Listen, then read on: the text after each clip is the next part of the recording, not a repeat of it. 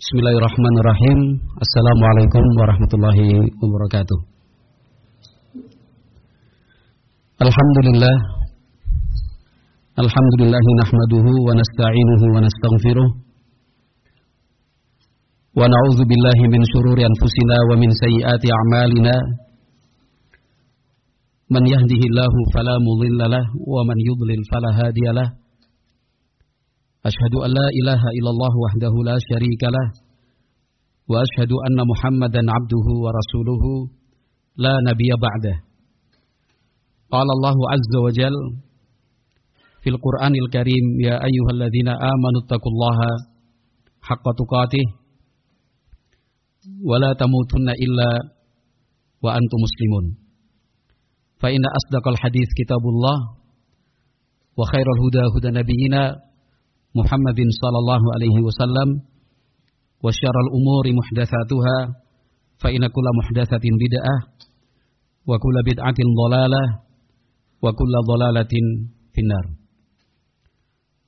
Ma'asyiral hadirin rahimakumullah, terkhusus para santri Ma'had Darul Athar Temanggung, Jawa Tengah rahimakumullah. Siang yang berbahagia ini akan kita manfaatkan untuk membaca sebuah hadis Rasulullah sallallahu alaihi wasallam yang diriwayatkan oleh Imam Bukhari dan Muslim di dalam As-Sahihain. Al-Bukhari 1491,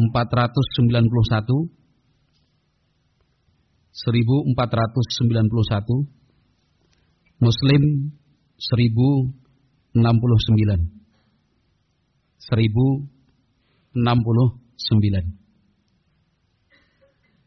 Al-Imam An-Nawawi rahimahullah menyebutkan hadis ini dalam kitab beliau Riyadhus Shalihin.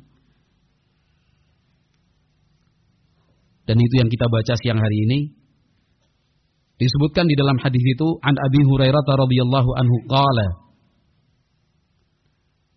dari sahabat Abu Hurairah radhiyallahu anhu, beliau bercerita untuk kita, akhadhal Hasan ibnu Ali radhiyallahu anhuma tamratan min tamris sadaqati faja'alaha fi fihi faqala Rasulullah sallallahu alaihi wasallam kah irni biha ama alimta anna la na'kulu sadaqah muttafaqun alaihi wa fi riwayatin anna la tahillu lana sadaqah. Hadis ini ringkas, termasuk pendek dan mudah dihafalkan. Abu Hurairah bercerita, suatu saat Al-Hasan ibnu Ali, cucu Rasulullah sallallahu alaihi wasallam, memungut satu butir kurma. Kurma itu min tamris sedekah. Kurma sedekah. Faja'alaha fi fihi. Al-Hasan ibnu Ali yang waktu itu masih kecil memasukkan satu butir kurma itu ke dalam mulut. Belum sempat dimakan, belum sempat ditelan. Rasulullah sallallahu alaihi wasallam yang melihat kejadian lantas mengingatkan, melarang, kah. Al-Imam An-Nawawi rahimahullah menjelaskan bahwa wa qauluhu kah yuqalu bi iskanil kha wa yuqalu bi kasriha ma'a tanwin. Bisa kah, bisa kahin. Ada dua cara baca. Wa hiya kalimatu zajrin lis-sabiyyi 'anil mustakdzarati. Wa kana Al-Hasanu radhiyallahu anhu sabiyan. Kah adalah sebuah bahasa untuk melarang anak kecil dari hal-hal yang kotor, sesuatu yang tidak baik. Jadi kalau ada anak kecil melakukan sesuatu yang kurang baik, entah itu ucapan atau perbuatan, maka dalam bahasa Arab yang digunakan adalah kah atau juga bisa kahin. Wa kana Al-Hasanu radhiyallahu anhu sabiyan. Waktu itu Al-Hasan ibnu Ali masih kecil. Ikhwati fillah rahimani wa rahimakumullah. Al-Hasan ibnu Ali radhiyallahu anhuma adalah sayyid syababi ahlil jannah.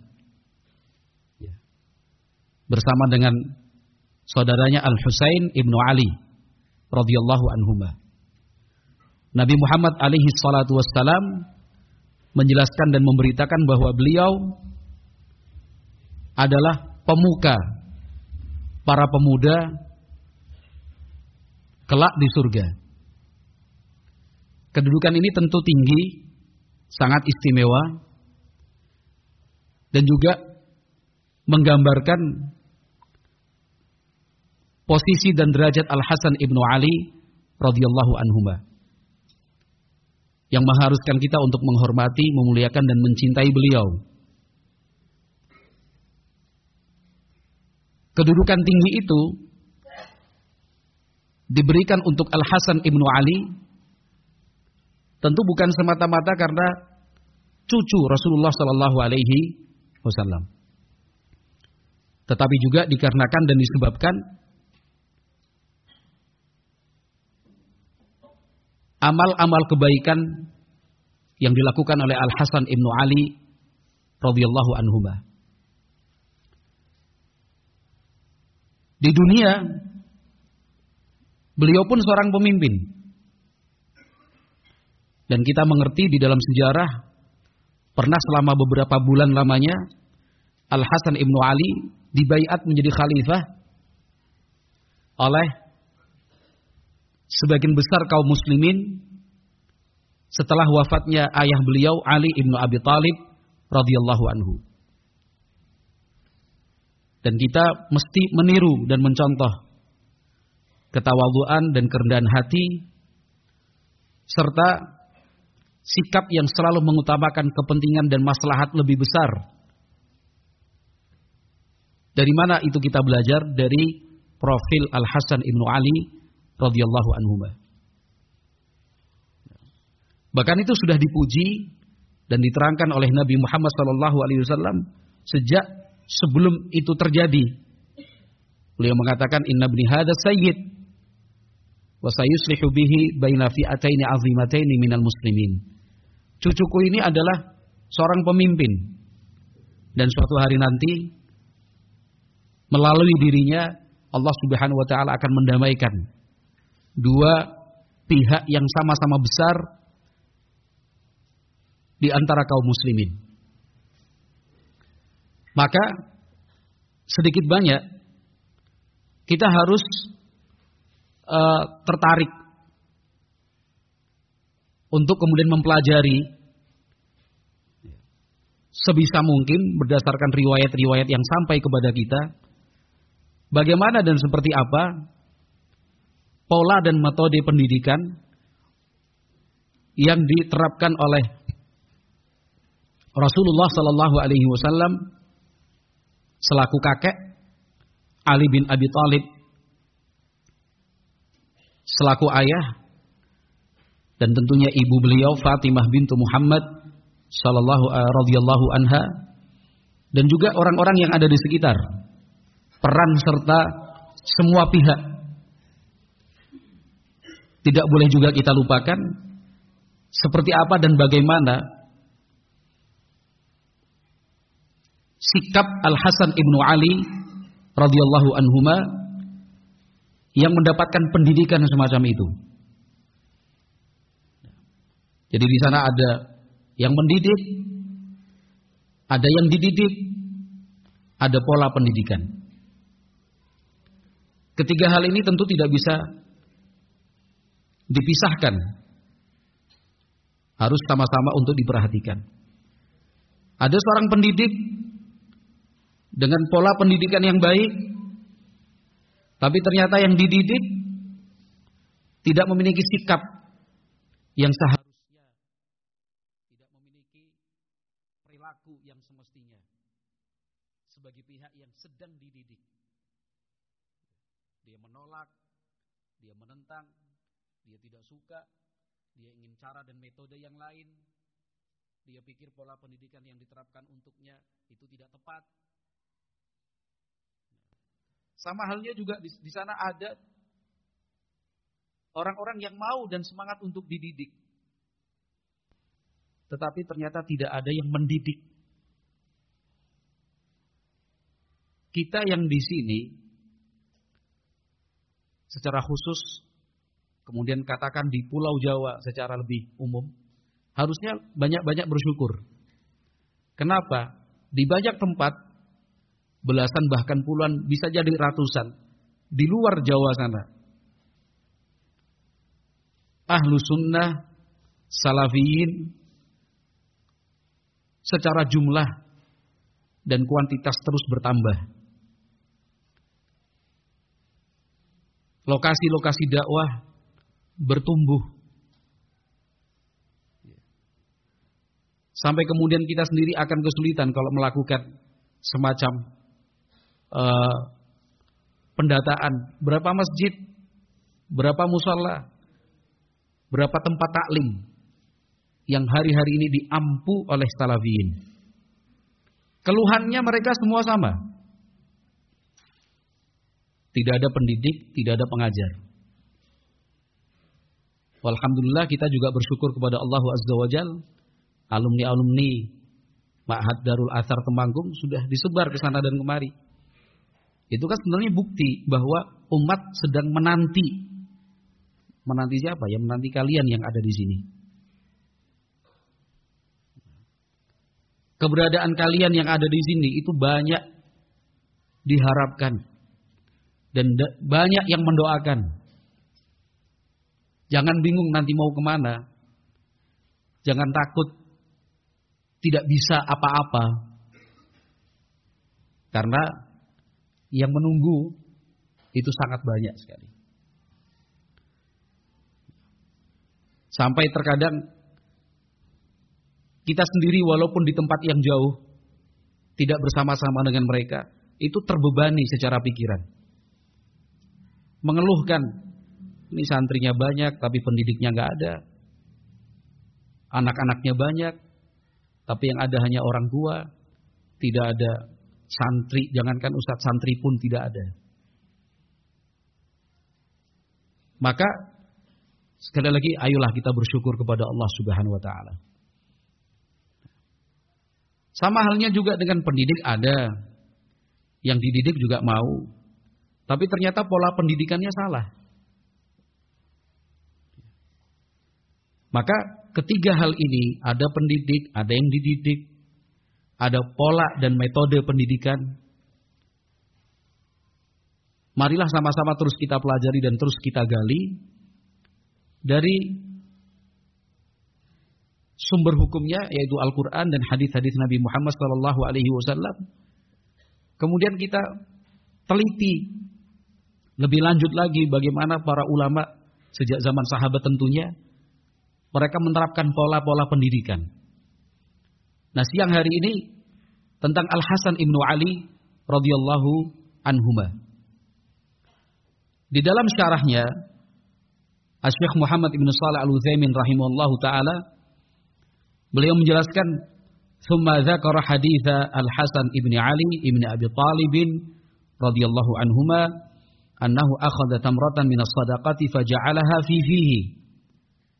Al-Imam An-Nawawi rahimahullah dalam Riyadhus Shalihin kemudian menyebut hadis Al-Hasan ibnu Ali bin Abi Thalib.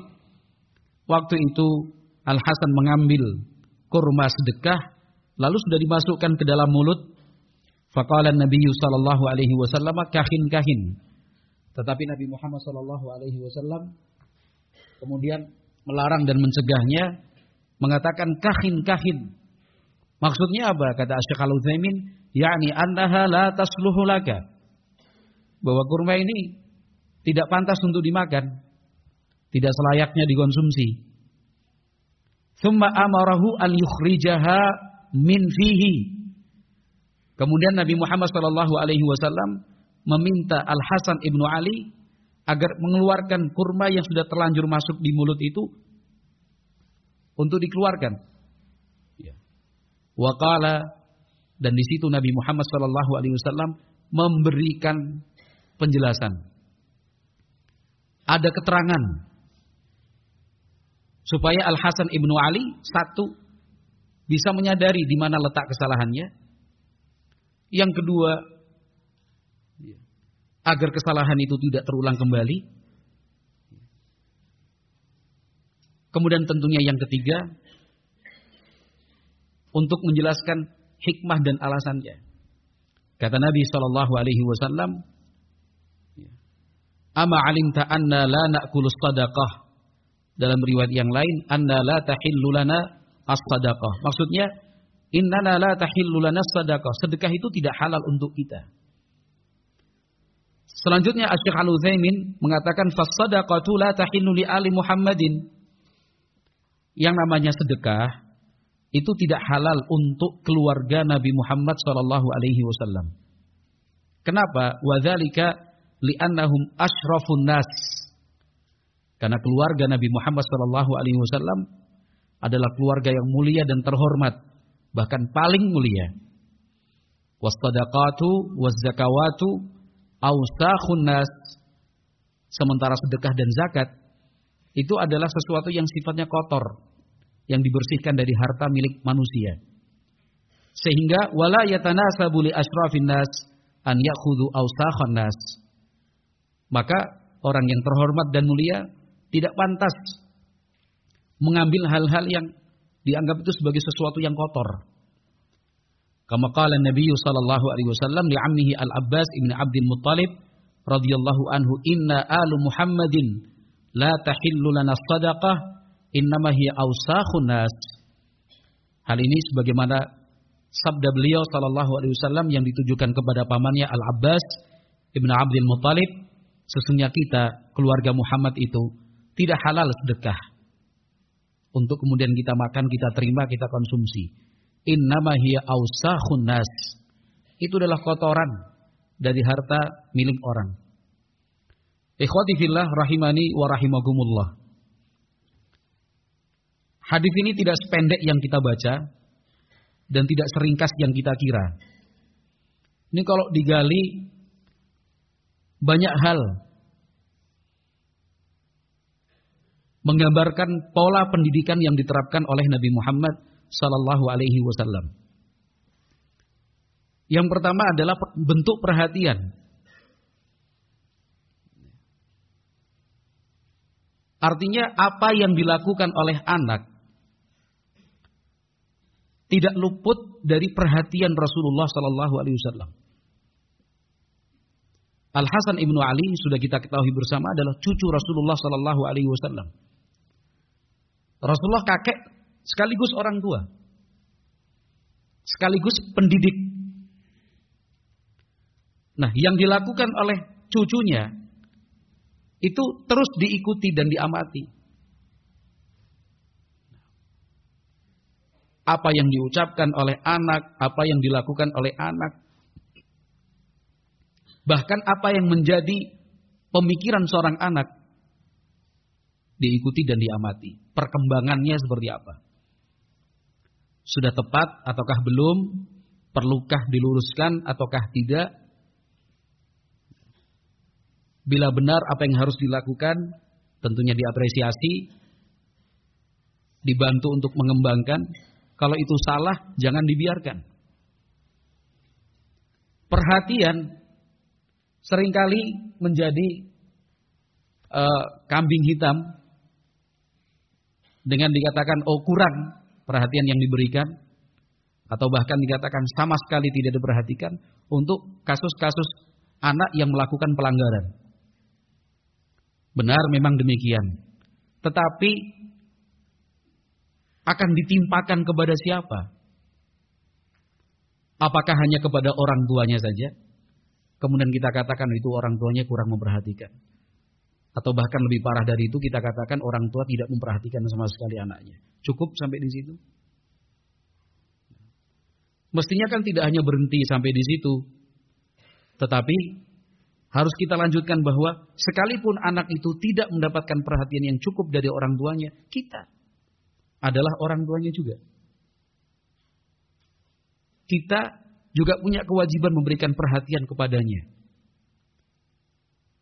Kenapa? Karena salah satu kekeliruan yang perlu kita angkat untuk kemudian diluruskan adalah ketika berpikir anaknya adalah anaknya, anak orang adalah anak orang lain. Padahal anak-anak itu adalah anak-anak kita semua. Mereka adalah bagian yang tidak terpisahkan dari umat. Ketika orang sudah mulai berpikir, bahkan sudah berjalan, hanya memikirkan anaknya sendiri, anak yang lain tidak, disitulah mulai muncul problem. Dia tidak akan peduli. Kemudian fungsi amar ma'ruf nahi mungkar tidak berjalan. Keharusan untuk saling menasehati satu sama yang lain tidak dipedulikan. Akhirnya kita akan sama-sama angkat tangan, nantinya saling melemparkan tanggung jawab. Padahal kita sudah mengerti, walaupun ringkas dan cuma menyinggung sedikit dalam khutbah Jumat tadi, bahwa ketika kita memutuskan untuk hidup bersama di suatu tempat dengan satu lembaga dan sistem pendidikan yang dijalankan, maka sudah nggak bisa lagi dipisahkan satu dengan yang lain. Dalam contoh kasus ketika seorang anak melakukan pelanggaran di luar kampung, di tempat yang jauh, kemudian akhirnya ditangkap oleh warga, dibawa ke kantor polisi. Dan kasus ini terjadi. Kasus ini terjadi karena orang tuanya yang datang menemui saya. Bapak si anak itu. Akhirnya yang kena siapa? Yang kena bukan cuma anaknya saja. Pondok tempat dia berasal. Komunitas ahli sunnah di mana orang tua dan anak itu tinggal. Meskipun pihak pondok sudah menyampaikan surat keterangan bahwa anak ini sudah bukan lagi berstatus sebagai santri. Kami tidak lagi bertanggung jawab atas apa yang dia lakukan dan apa yang dia perbuat. Surat itu ada. Ditandatangani, dicap dan distempel oleh mudir di pondok tersebut. Tapi surat itu akhirnya tidak berfungsi. Tidak berarti. Kenapa? Terlanjur. Orang akan mengatakan itu anak pondok. Apa kemudian kita akan mendatangi orang per orang mengatakan, oh bukan anak pondok, bukan anak pondok, bukan anak pondok. Dan dia tinggalnya di situ. Cara berpakaiannya juga mirip-mirip. Nah ini contoh kasus untuk mengingatkan kita bahwa ketika kita sudah memutuskan bersama untuk hidup di satu tempat, apalagi visi dan misinya tentunya sama, meraih ridho dari Allah Subhanahu Wa Taala, ingin mempelajari dan mengamalkan sunnah Nabi Shallallahu Alaihi Wasallam dengan sebaik-baiknya. Tidak bisa lagi kemudian kita mengatakan, oh ini anakku, itu anakmu, urus diri, urus anakmu sendiri, nggak usah ngurusin anak orang. Contoh dan teladan kita siapa? Rasulullah Shallallahu Alaihi Wasallam. Hadis Nabi Shallallahu Alaihi Wasallam yang menerangkan perhatian dari Nabi Shallallahu Alaihi Wasallam kepada anak-anak kaum muslimin, nggak bisa kita batasi berapa jumlahnya, saking banyaknya. Nabi Muhammad alaihi salatu wasallam adalah sosok yang paling memperhatikan anak. Di dalam hadis ini, contohnya adalah Rasulullah Shallallahu Alaihi Wasallam sendiri yang memberikan perhatian kepada cucunya, Al Hasan ibnu Ali. Jadi apa yang dilakukan oleh cucunya itu diikuti, diamati, diperhatikan. Kalau itu salah tidak didiamkan, bukan kemudian dibiarkan atau kemudian mengatakan, biarlah namanya anak-anak. Kalau itu sebuah kesalahan, tentunya tidak bisa dibiarkan. Kalau itu sebuah pelanggaran, ya jangan kemudian didiamkan. Apalagi pelanggaran-pelanggaran itu masuk kategori berat yang tidak ada tolerirnya sama sekali. Sekali kita membuka pintu, sekali kita diam membiarkan, susah untuk kemudian kita menutup kembali pintu itu. Dia akan terus beralasan. Kemarin boleh, kemarin nggak apa-apa, kemarin kok nggak diingatkan. Apa bedanya kemarin dan hari ini? Rasulullah Shallallahu Alaihi Wasallam juga kurma kan kecil. Orang berpikir sebagian urusan sepele kok. Tapi bagi Nabi Shallallahu Alaihi Wasallam bukan tamrotan min tamris sedekahnya, bukan sebutir kurma itu, tetapi status dari kurma itu adalah kurma sedekah yang secara hukum tidak boleh dikonsumsi oleh Nabi Muhammad alaihi salatu wasallam dan keluarga besarnya. Kemudian yang berikutnya Nabi Muhammad sallallahu alaihi wasallam tadi yang pertama adalah memberikan perhatian dalam bentuk mengikuti dan mengamati apa yang dilakukan anak. Banyak orang tua, banyak juga pendidik. Di sini kita forumnya bukan untuk saling menyalahkan, bukan untuk mencari siapa yang tanggung jawab, bukan. Tetapi forum ini adalah untuk kita saling introspeksi diri. Saya ulangi, untuk saling introspeksi diri, bukan untuk mencari siapa yang salah. Karena ini semua adalah tanggung jawab bersama. Perhatian yang diberikan oleh Nabi alaihi salatu wasallam tadi kita jelaskan dalam bentuk mengamati dan mengikuti apa yang dilakukan oleh anak. Maka orang tua pun harus demikian, ikuti dan amati apa yang dilakukan anak, apa yang diucapkan anak, apa yang ditulis anak, apa yang dipikirkan anak. Suatu saat malam hari ketika anak-anak sudah tertidur, orang tua lah. Ini bukan masuk istilah anak muda zaman sekarang kepo. Bukan. Ini tanggung jawab. Tugas. Anak-anak sudah tidur, coba buka buku tulis mereka. Coba buka catatan-catatan mereka. Coba buka kitab-kitab mereka belajar. Apa yang mereka tulis? Jangan sampai nanti kalau tidak dilakukan pengamatan, akhirnya hanya ada kata yang diucapkan terlambat. Ketika ada orang tua menemukan di buku tulis anaknya sekumpulan teks dan lirik lagu Korea. Ini serius ini. Ini yang santri juga ada yang nulis lagu Korea. Liriknya rapi dia tulis. Tidak serapi catatan fikihnya. Catatan fikih lagu Korea ditulis. Ini yang saya sampaikan nyata. Orang tua hanya kayak, ya Allah. Dia kalau bisa mengerti dan memahami pola mendidik. Kalau nggak ngerti akhirnya emosi. Emosi itu maksudnya dia luapkan marahnya itu, dipanggil anaknya. Abi, pelikan, capek-capek kerja. Berkeringat. Sampai lembur. Kamu gunakan buku tulis ini untuk menulis hal yang haram. Ini sudah separuh buku. Mestinya kan ketika baru satu lirik ditulis sudah diingatkan. Namanya kahin-kahin. Mencontoh Nabi SAW. Jangan tulis yang seperti itu, nak. Satu lembar kertas ini ada pertanggungjawabannya nanti. Ini nikmat, syukuri. Di kesempatan yang lain, terkaget-kaget orang tua. Ternyata ada surat cinta. Oh iya, ini serius loh. Ya tertawa sedikit ya karena lucu. Ini sebenarnya bukan sesuatu yang patut dikatakan lucu. Kenapa? Kita sedih. Itu surat cinta. Bukan hanya di anak-anak yang laki-laki, anak-anak perempuan pun kita juga harus waspada. Ya. Yang lebih mengagetkan lagi kalau ternyata surat cinta itu berbalas. Ini tulisannya siapa? Bukan tulisan anak saya.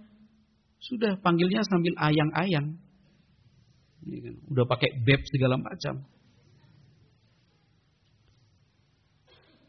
Ini fakta ya, pahit.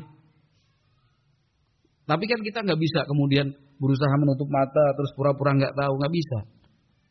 Kita mohon kepada Allah Subhanahu Wa Taala, ikhtiar itu harus dilakukan supaya itu tidak kemudian terus-menerus dilakukan. Itu tadi diamati lah, diikuti perkembangan anak, cara berpikirnya, cara berbicaranya, cara bersikapnya, bahkan tulisannya itu diikuti, amati, masya Allah. Alhamdulillah lebih banyak anak-anak kita yang saat kita temukan dan kita baca tulisan-tulisan mereka yang kemudian menggembirakan, bahkan bisa meneteskan air mata. Ketika kita temukan dalam buku catatan dan buku tulisnya nukilan ulama, kemudian tekad dan cita-citanya untuk menghafalkan Al-Quran, untuk membahagiakan orang tuanya, besok cita-citanya ingin agar orang tuanya dikenakan mahkota pada hari kiamat, tidak ingin mengecewakan orang tuanya. Alhamdulillah itu lebih banyak. Nah, itu salah satu fungsinya, mengamati, mengikuti perkembangan anak. Cara berpikir juga. Cara berpikir, ajak mereka diskusi, ajak mereka bicara, sampaikan beberapa bentuk pertanyaan, ingin kita uji sampai sejauh mana dia bisa berpikir dan bagaimana kualitas berpikirnya. Sampaikan ini kalau ada kasus seperti ini, kira-kira apa keputusanmu? Atau ketika dia bercerita 1-2 hal yang dia alami di pondok, di kelas, ya, kita tanya balik, terus apa yang kamu lakukan? Terus apa yang kamu ingin yang kamu rencanakan? Di situ kita sebagai orang tua kemudian berusaha, oh sudah bagus cara berpikir anak saya. Kalau ternyata, yes, pengen tak bales, misalkan dia bilang begitu, kapan waktunya dia udah ngejek saya, kalau ada kesempatan besok tak balas ejek lagi, misalkan. Itu cara berpikir dia kan. Diamati dan diikuti. Oh, nggak bener mas seperti itu. Rasulullah nggak begitu loh. Rasulullah itu diejek-ejek, dihina-hina, nggak pernah Nabi Muhammad mengejek, mengalas, menghina, malah Nabi mendoakan loh. Ya, malah Nabi mengucapkan kata-kata yang baik loh. Diluruskan. Nah, poin pertama ini saja masih perlu kemudian kita belajar, kemudian kita praktekkan lebih maksimal. Ini menguras waktu. Nggak bisa hanya semenit, 2 menit, bahkan 1 jam, 2 jam dalam sehari semalam. Itu masih kurang. Kenapa? Karena perkembangan ucapan, sikap, ya, cara berpikir pada anak itu cepat sekali. Cepat sekali. Maka bila ada kesempatan, ya, pergunakan sebaik-baiknya. Kita ikutilah, kita sesuaikan. Kalau anak lebih dekat kepada ibunya biar yang kemudian banyak-banyak menggali. Kalau ada anak lebih dekat dan akrab kepada bapaknya, ya biarkan bapaknya yang lebih dominan untuk mencari. Tapi kalau anak kepada bapak nggak dekat, kepada ibu tidak akrab, bahaya. Maka langkah yang harus diambil adalah bagaimana caranya nih supaya akrab kepada kedua-duanya, minimal kepada salah satunya. Dan itu harus dibangun dari kecil. Sejak usianya masih dini. Jangan sampai terlambat. Setelah masuk usia remaja, secara sepihak kita mengatakan, anak saya tertutup. Anak saya kalau diajak bicara nggak mau. Anak saya kalau ditanya diem. Anak saya pokoknya cenderungnya menyembunyikan diri. Hal itu bukan terjadi hari itu, tapi itu adalah akumulasi karena dari kecil tidak dibiasakan untuk komunikasi. Jadi kalau punya anak dari kecil, ajak bicara. Ya. Itu tadi, kalau bisa dengan dua-dua orang tua, bagus, alhamdulillah. Kalau tidak bisa, ya salah satunya lah. Tapi kalau kepada salah satu saja tidak dekat, tidak bisa berbicara terbuka, itu alarm tanda bahaya. Ya. Itu sirinnya udah bunyi, itu sirinenya itu. Hati-hati. Cepat ambil tindakan. Kemudian yang kedua di sini Rasulullah SAW melakukan atau memberikan larangan sebagai salah satu pola pendidikan. Ya, Nabi Muhammad mengatakan kahin, irmi biha. Jangan, buang. Ya. Jadi ada hal-hal yang memang harus dilarang. Ada perkara-perkara yang kemudian kita harus berterus terang untuk mengatakan jangan. Tidak usah kemudian khawatir, nanti kalau anak saya kecewa, nanti kalau anak saya sakit hati, kalau anak saya kemudian dendam bagaimana? Kalau anak saya ngambek, kalau anak saya nangis,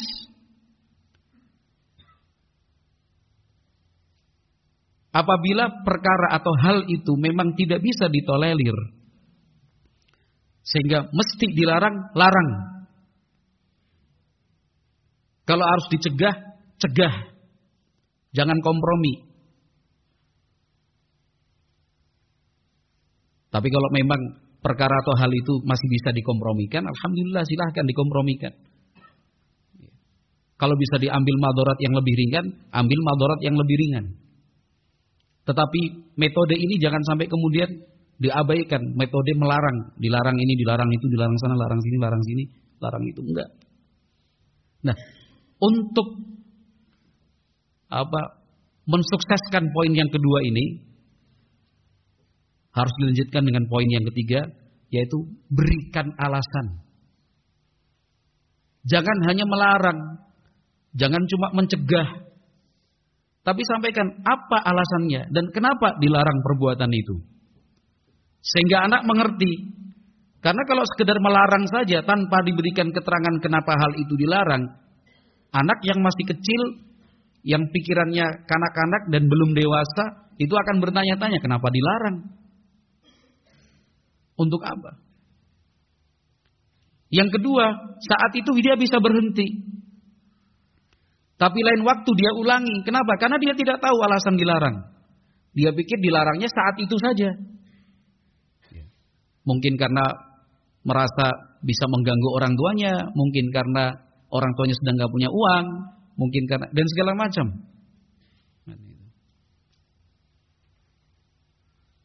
Tapi ketika disampaikan alasannya, Mas, alasannya begini karena begini, gini. Akibat dan dampaknya akan begini. Diterangkan dengan cara yang baik. Nabi SAW menyatakan, "Ama alimta anna la na'kulus sadaqah." Coba Nabi SAW perhatikan. Ini kan berbicara kepada Al Hasan ibnu Ali yang masih sobi. Sobi itu masih kecil. Tapi Nabi Muhammad sudah mengenalkan dan mulai membiasakan berkomunikasi secara langsung. Bukan ya kalau nama kecil yang penting dilarang. Dikasih tahu juga paling nggak paham. Bukan. Itu namanya penanaman. Mendidik seperti itu. Ya harus sabar. Ama alimta anna la na'kulu sadaqah. Masih kecil loh. Tapi Nabi Muhammad SAW sudah memberikan dan menyampaikan alasannya. Ini loh alasannya. Ikhwati fillah rahimani wa rahimakumullah.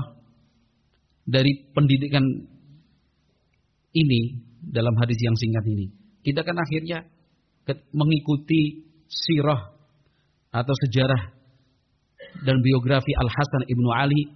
Itu kan luar biasa. Banyak sekali riwayat lain yang menjelaskan tentang pola pendidikan yang diberikan oleh Rasulullah SAW kepada Al Hasan ibnu Ali. Al Hasan ibnu Ali sendiri, beliau lahir di pertengahan bulan Ramadan tahun 3 Hijriah,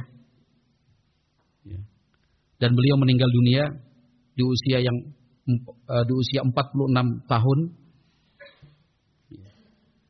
pada bulan Rabiul Awal tahun 49 Hijriah. Ya 46 ya, 49 kurangi 3 berarti 46 tahun beliau dimakamkan di samping makam ibunya Fatimah bintu Nabi sallallahu alaihi wasallam di kuburan Baqi'. Mungkin secara ringkas beberapa hal yang perlu kita ketahui, seperti itulah Al Hasan ibnu Ali dididik. Kemudian nanti juga secara ringkas kita akan mengerti hasil dari pendidikan itu bagaimana.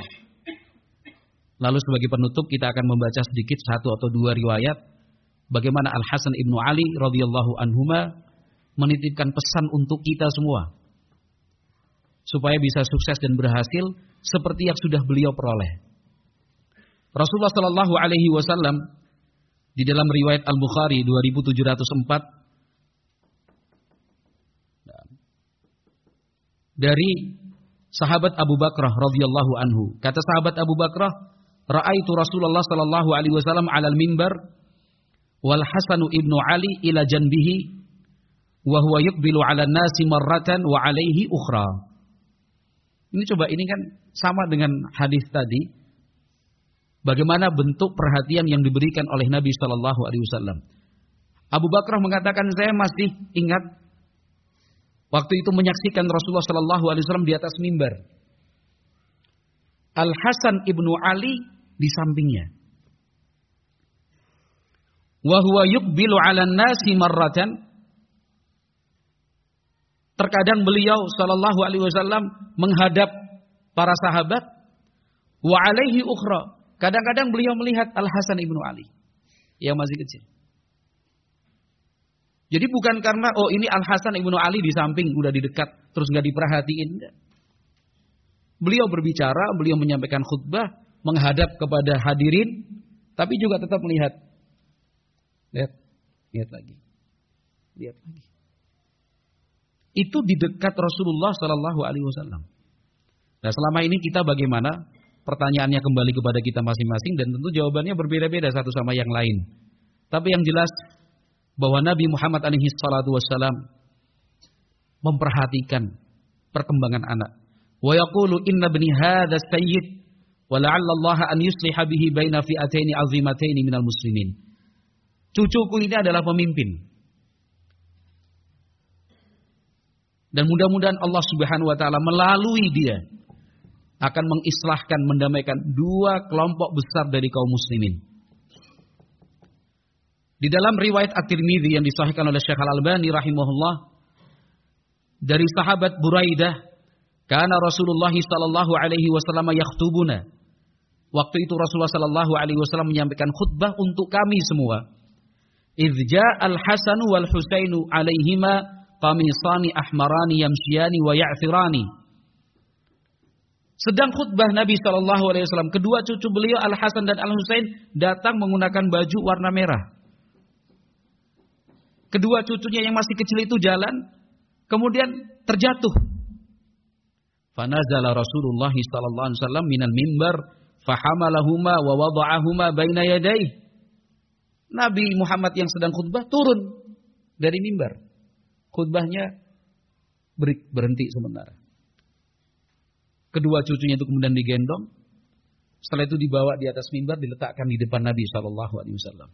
Tsumma qala sadaqallah. Kemudian Nabi Muhammad mengatakan, maha benar Allah dalam firman-Nya, innama amwalukum wa auladukum fitnah. Sesungguhnya harta dan anak-anak kalian adalah ujian.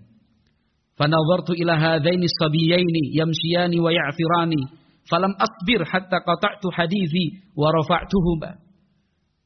Saya perhatikan kedua cucu saya yang masih kecil ini berjalan, terjatuh. Enggak sabar saya. Sampai saya putus pembicaraan dan saya gendong mereka berdua. Apa yang sudah kita lakukan selama ini? Kalau anak sedang punya masalah, anak sedang, katakan kasusnya sama, jatuh. Kita biarkan, kita diamkan. Atau kemudian kita segera datangi, kita peluk dia, kita berikan support dan semangat, kita kuatkan dia.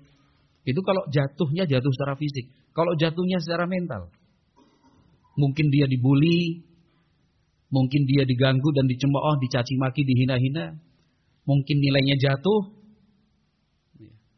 mungkin rankingnya turun, barangkali dia kesulitan untuk memahami pelajaran, mungkin dia katakan stres ringan menghadapi hari-hari ujian.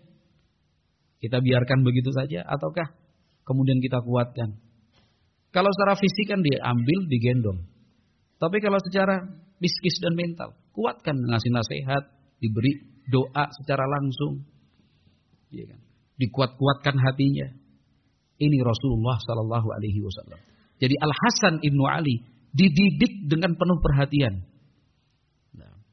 Di dalam hadis Muslim dari Aisyah radhiyallahu anha, kharaja Nabi sallallahu alaihi wasallam ghadatan wa alaihi mirtun murahhalun min sya'rin aswad. Nabi Muhammad alaihi salatu wasallam di waktu subuh pernah itu keluar dari rumah menggunakan baju panjang seperti mantel terbuat dari bulu berwarna hitam, bulu binatang berwarna hitam. Faja'a Al-Hasan ibnu Ali fa'adghalah. Al-Hasan bin Ali cucunya datang waktu subuh itu, waktu pagi. Datang terus fa'adghalah, dimasukkan dalam mantel itu.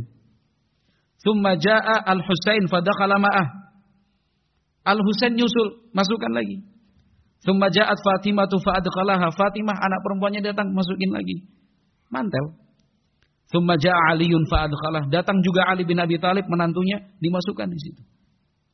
Tsumma qala innama yuridullahu liyudhhiba ankum rijsa ahlal baiti wa yutahhirakum tathhira. Al-Ahzab ayat 33. Riwayat Muslim 2424. Apa yang beliau lakukan ini pernah nggak kita lakukan ini? Sebagai seorang ayah, lihat anaknya kedinginan, sini nak, diselimuti, dikasih jaket, bukan biar aja, biar ngerti hidup ini susah, ya biar dia paham kalau dunia ini ada yang panas, ada yang dingin, nggak seperti itu. Iyalah, katakan sekali dua kali kalau niatnya demikian. Tapi kalau itu cuma alasan untuk kemudian berlari dari kenyataan, memang nggak suka memberikan perhatian sama anak, kan lain perkara. Kalau sekali dua kali masih bisa dimengerti, tapi kalau setiap hari seterusnya begitu, ya ini yang patut dipertanyakan. Kalau misalkan 1:10 kali dia selimuti, yang sekali biar ya dia rasakan dingin itu seperti apalah. Bukan karena malas. Memang betul jujur ucapan dan alasan yang dia sampaikan itu. Tetapi secara praktek coba Rasulullah Shallallahu Alaihi Wasallam itu menyelimuti cucu-cucunya dengan mirtun murahhalun min sya'rin aswad, ya semacam jubah mantel panjang itu yang terbuat dari bulu binatang berwarna hitam. Kemudian itu bukan hanya dilakukan oleh Rasulullah Shallallahu Alaihi Wasallam. Abu Bakar As-Siddiq radhiyallahu anhu. Al-Imam Al-Bukhari 3542 meriwayatkan dari Uqbah ibn al-Harith, "Shalla Abu Bakrin radhiyallahu anhu al-asra, thumma kharaja yamshi, fara'a al-Hasan yal'abu ma'a sibyan, fahamalahu 'ala atiqihi, wa qala bi abi syabihun bin nabi la syabihun bi Ali, wa Aliun yadhaku." Abu Bakar As-Siddiq radhiyallahu anhu salat asar. Selesai salat beliau keluar dari masjid jalan kaki. Fara'a al-Hasan yal'abu ma'a sibyan. Beliau menyaksikan Al-Hasan itu sedang main-main dengan anak-anak yang lain. Memang dunia anak, dunia bermain. Masih kecil, lari, main sama yang lain. Fahamalahu ala atiqi, ditangkap oleh Abu Bakar Al-Hasan itu. Terus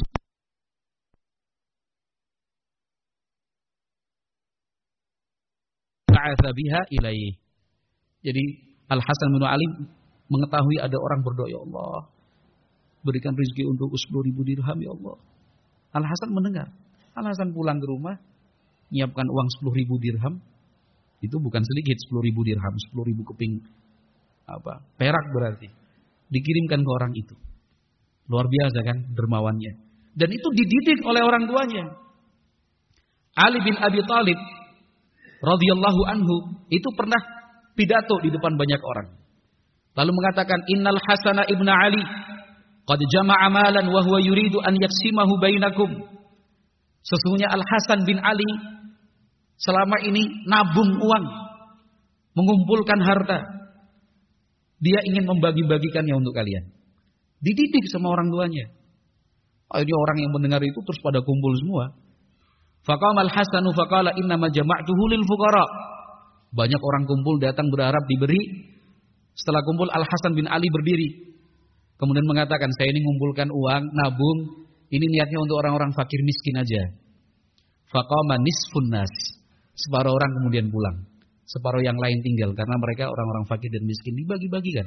Ini kan pendidikan dari orang tuanya. Radhiyallahu anhu. Maka beliau pun menjadi orang besar, pemimpin seperti yang disebutkan dan disabdakan oleh Nabi alaihi salatu wassalam. Ketika ada orang bertanya kepada beliau, innaka turidul khilafah. Katanya kamu ingin jadi khalifah. Ketika terjadi pertikaian itu, kata Al-Hasan Ibnu Ali, "Qad kanat jamajimul Arabi fi yadi, yuharibuna man harabtu, wa yusalimuna man salamtu, fataraktuha ibtigha'a wajhillah, wa hikna dima'i ummati Muhammadin sallallahu alaihi wasallam." Kata beliau Al-Hasan Ibnu Ali, sungguh dulu kekuatan Arab itu ada di tangan saya. Mereka siap berperang melawan orang yang saya perangi. Dan mereka siap berdamai dengan pihak yang saya putuskan untuk berdamai. Tapi kekuatan itu saya lepaskan dan saya tinggalkan. Apa? Ibtigha'a wajhillah. Berharap wajah Allah, wa hikna dima'i ummati Muhammadin sallallahu alaihi wasallam, dan demi menjaga darah umat Muhammad sallallahu alaihi wasallam. Ini kan berjiwa besar. Urusannya bukan cuma dua orang saling bertengkar, 4, 10, 20, 100, 1000, 2000 yang saling bertikai, enggak. Ini puluhan ribu yang berbaiat kepada Al-Hasan Ibnu Ali saja setelah ayahnya meninggal dunia itu 40.000 personel militer. Bukan orang biasa loh, 40.000 itu udah personel militer. Belum lagi umat yang lain. Tapi dan itu kekuatan dominan, kekuatan yang besar sekali. Tapi beliau radhiyallahu anhu meninggalkannya. Kenapa? Berharap wajah Allah dan supaya darah umat Nabi Muhammad alaihi salatu wasallam tidak mengalir. Maka sebagai penutup ada dua pesan dari Al-Hasan Ibnu Ali untuk kita semua. Disebutkan oleh Imam Ibnu Abdul Barr rahimahullah dalam Jami' Bayanil Ilmi wa Fadlih. Beliau mengatakan kepada anak-anaknya, karena anak-anaknya banyak, ada belasan ya. Ada belasan anak dari Al-Hasan Ibnu Ali. Ya, sebagian besar adalah laki-laki. Dan juga pesan itu beliau sampaikan kepada keponakan-keponakannya. Kata Al-Hasan Ibnu Ali, "Ta'allamu al-ilma, fa innakum sigharu qaumin wa takununa kibarahum ghadan. Faman lam yahfaz minkum falyaktub." Pesannya singkat, tapi itulah buah dan hasil dari perjalanan yang beliau jalani sendiri. Artinya yang mendidik ada, yaitu Rasulullah selaku kakek, Ali bin Abi Thalib, ayah, Fatimah, ibu, Abu Bakar tadi sebagai salah satu contoh saja, belum sahabat-sahabat yang lain. Ya. Kemudian pola pendidikannya tadi sudah beberapa kita baca. Nah, beliau yang dididik itu siap untuk dididik, senang, manut, nurut, sukses. Maka seorang santri, talibul ilmi dan talibatul ilmi, tugas dia itu hanya ngikut, nurut, manut. Dikasih jadwal begini-begini, siap. Bismillah. Jangan kok kayak gini sih. Wah, ini nggak tahu kita aja nih. Ini sepihak namanya. Nah, kunci kesuksesan tidak ada di situ. Kunci kesuksesan itu adalah kata Al-Hasan bin Ali, "Ta'allamu al-ilma." Pelajari ilmu. Sekarang kalian memang masih kecil di antara kaum. Wa takununa kibarahum ghadan. Tapi esok hari, mau tidak mau dan gak bisa dihindari, kalian akan menjadi orang besar, orang tua, pemimpin. Maka jangan cari-cari alasan lah. Faman lam yahfaz minkum falyaktub. Kalau memang dia tidak mampu dan tidak memiliki ingatan yang kuat, ditulis. Ini ringkas tapi padat. Pesan dari Al-Hasan Ibnu Ali radhiyallahu anhu. Maka ini juga pesan untuk kita ya. Bahwa sekarang kita memang masih kecil, masih dianggap adik, anak-anak, nggak bisa apa-apa. Tapi ada saatnya akan tiba masanya ketika yang tua-tua sudah tidak ada, yang muda-muda harus menjadi yang tua. Maka persiapkan itu sebaik-baiknya. Kemudian yang terakhir pesan beliau, pernah di Kufah beliau menyampaikan khutbah, "Innal hilma zinatun wal waqaru muru'atun wal ajalatu safahun was safahu dha'fun wa mujalasatu ahli dana'ati syainun wa mukhalatatul fusaqi ribatun." Ini pesan untuk kita semua, terutama untuk santri-santri, adik-adikku yang semoga Allah Subhanahu wa taala berikan berkah untuk kalian semua. Al-Hasan Ibnu Ali berpesan, sesungguhnya sifat hilm itu adalah indah. Ya, bijak, tidak terburu-buru, berhati-hati dengan penuh perhitungan. Ya. Kemudian sikap tenang itu adalah kehormatan dan harga dirimu. Sementara terburu-buru, gerusa-gerusu, pengennya begini, semuanya serba cepat. Ya, belajar katanya 2 tahun, 3 tahun selesai. Maunya begini serba instan. Itu safah. Itu justru bentuk kebodohan. Waskafahu dha'fun, bentuk kebodohan itu adalah lemah. Kemudian wa mujalasatu ahli dana'ati syainun, berteman dengan orang-orang buruk itu adalah cacat. Kemudian berkumpul dengan orang-orang fasik itu menimbulkan keraguan-raguan. Nah, ini kita diberi pesan oleh Al-Hasan Ibnu Ali untuk pandai-pandai dan selektif memilih teman. Bukan cuma ketika di pondok saja. Terutama ketika kita pulang, liburan. Ya pilih-pilih teman lah. Selektif mengambil lingkungan dan komunitas. Ya termasuk juga salah satunya handphone ini. Ya.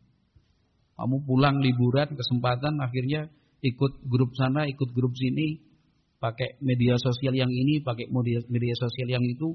Oh ya semua komunitas, semua grup diikuti. Wah, tanpa seleksi dan tanpa filterisasi. Jangan. Karena yang namanya pergaulan itu memberikan pengaruh. Ya.